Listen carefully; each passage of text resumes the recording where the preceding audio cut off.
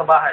Makaing dekada ay magsabi ka nga dahil ikaw na nga po at wala nang iba. Magpapanggap ka pang magkakakanta mo'y mapagla. Kapag dating naririnig na kataya sa madla, ako'y batang tagamit. Sa paso na sigarilyo, binibinyagan ang isang bagong pasok na miyembro ng gang na ito.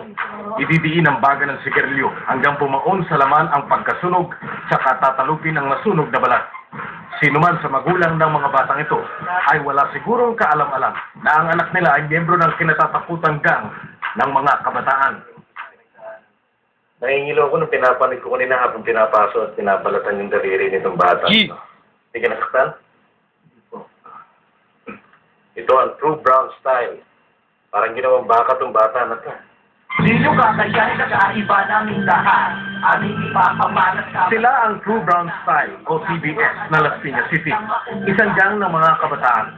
Dala ng mga batang ito sa kanilang forma ang trademark ng mga teenage gangster ng Black at Latin community sa mga kalye ng Amerika.